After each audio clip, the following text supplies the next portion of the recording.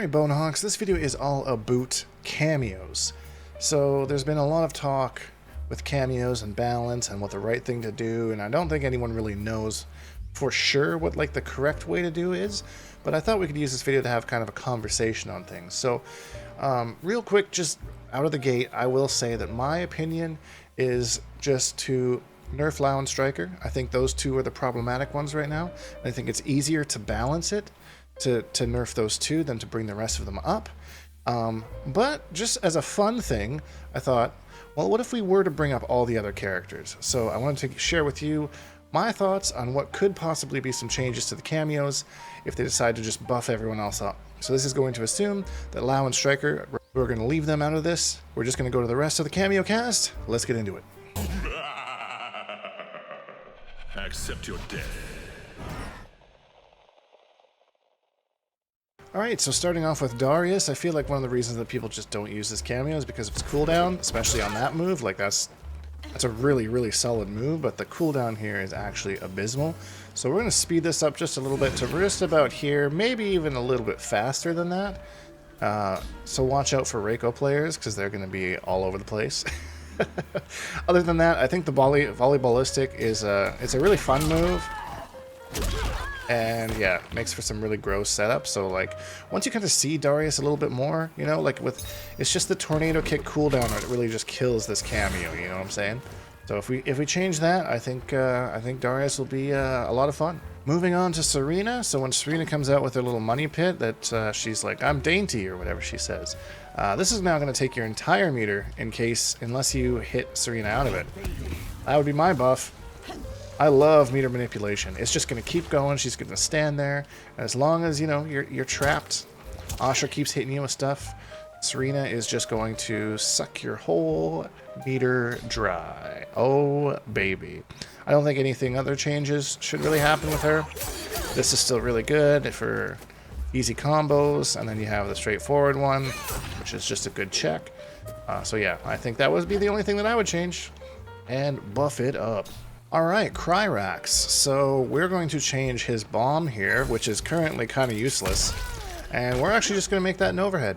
We're going to keep everything else the same about him. We're going to make this move useful somehow. Make some fun to blockables there, you know.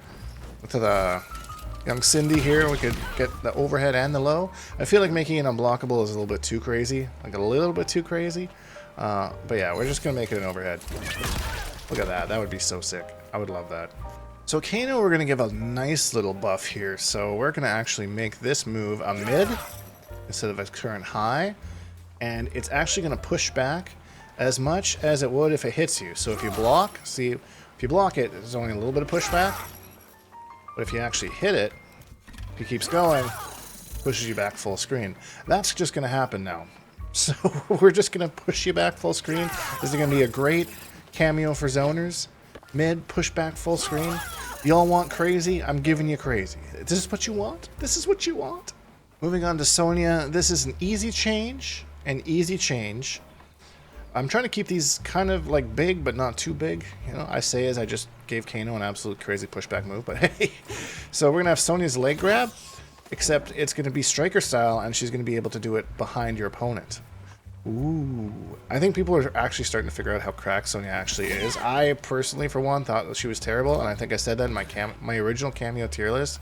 But like this charge move right here is actually crazy. Like that's so nuts. And then the actual charge, like the recovery from it is like on par with low hat. So like, yeah, I think people are starting to figure this out. Maybe people have been figuring it out the whole time, and I'm the one just starting to figure it out. I'm okay admitting that, but I am.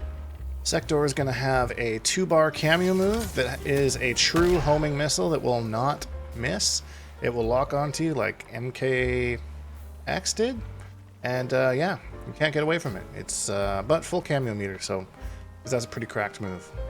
And it's just a mid. So I think that's how you balance it. On top of everything else he has, like Sector is like the power of friendship, you know, he's got your back in all sorts of ways. So for Frosty the Snow Chick, I would make the Frosty's Revenge. That's now an ambush move. So she doesn't currently have an ambush move. They're all summons. So this one, that's an ambush move now. I think that helps her out a lot. Gives people And there's no craziness there. They're all mids. Actually, they're all highs. So maybe I'd make the last hit a mid. You know, just give her that, you know? Because this move is currently kind of useless. I didn't realize it was actually that bad. Yeah, make at least one of those. Maybe the second hit of it now a mid. The longer I stay on this character, the more I'm going to buff her. So let's move on. All right, moving on to Jax. So Jax was already nerfed. So all we're going to do here is we're going to change the energy wave to remove the pushback and make it 0 on block. That's it. He's already got like unblockable craziness. I don't think we need to do too much, but in the spirit of buffing every single cameo, that's how I would buff him. Minimal, make him a little bit better. Make everything. Maybe you could speed it up a bit too. Maybe to like 22 frame startup. Just so there's less of a gap between your strings, just so basically you can use that move, because that's another move that I think, why use that? We can use his combos extenders or his unblockable move, so like, this gives you a reason to use that move. Okay, it's Scorpion time, so my change for Scorpion would be to make this a faster startup at 22 frames, and make it a little bit less negative, not too much, like minus 14. This you can use it a little bit more easily for some mix-ups. It's less reactable, and it's a little bit safer on block. Other than that, like I think the rest of his moves are fine, and if you've ever played against a Lee Mei, you know that Scorpion can deal out the damage. He does the damage. So I just, one little change, make his overhead a little bit more useful. So Sub-Zero's ice armor, we're actually going to give that a little less cooldown, so we're going to go from 14 seconds up to 10 seconds on this one. So you'll be able to use the ice armor a little bit more, as well as his other moves that he does, because I think they're both pretty good. This one's kind of funny. He just comes on the scene and explodes. Ooh. And it freezes you, so we don't want to buff him too much, but we'll give you some protection here. All right, Motaro. Motaro is a cameo. He's actually my secondary cameo, but I only use him in one matchup, which is Reiko, because this reflect, this 9-frame startup, is really good. And it has good recovery.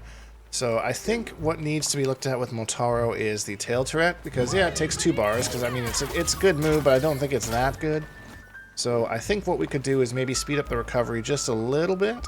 So it's a total of a 20-second cooldown, so we're actually going to start this cooldown at right as soon as Motaro hops onto the screen here. So as soon as you see that, now it's going to start regenerating. So it's regenerating kind of as we're doing this. Right now it's like at the 3rd hit.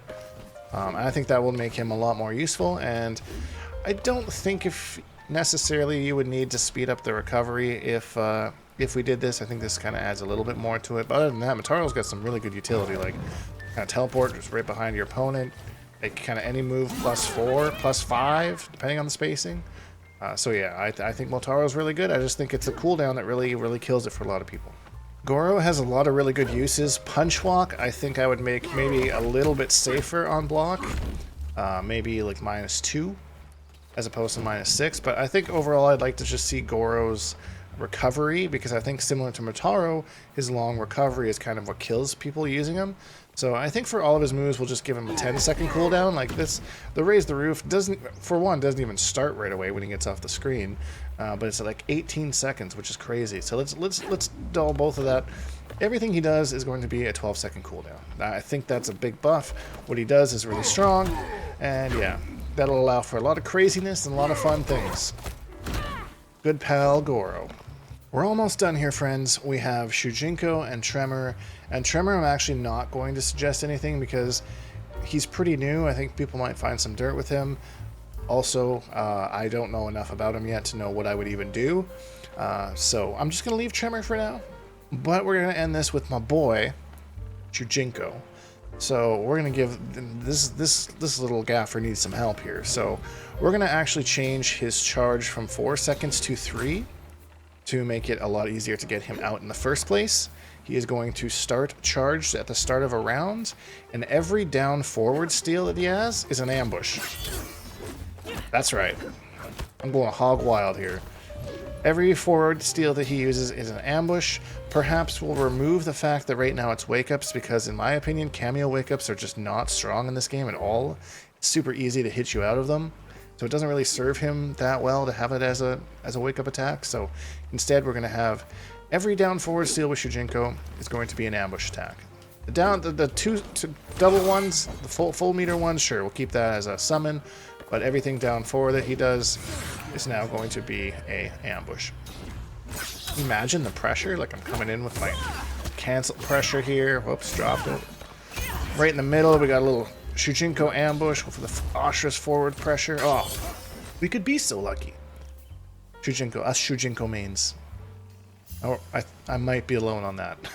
I might be alone on that. And that's it, friends. Every cameo, how I would buff them in Mortal Kombat 1. Let me know what you would do, or if you think I'm actually going way too overboard with some of these. But that's kind of the idea. If you want to make the game crazy, let's make the game crazy. My opinion is I want this game to be fun. And like, the reason that MKX isn't like my favorite Mortal Kombat game is just because there's too much craziness, you know? Guess and to die. You know, I feel like if you just took those two cameos down, like I said at the start, that everyone's kind of on an even playing field, you know, and then we can kind of buff from the bottom up a little bit more.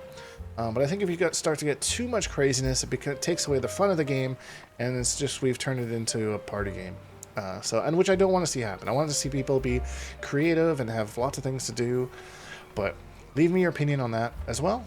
And yeah, let me know if you're new here. Consider subscribing because we make videos all the time. And please leave a like because it really helps me out. Hashtag Bonehawks and all that stuff. And we'll see all you Bonehawks in the next video.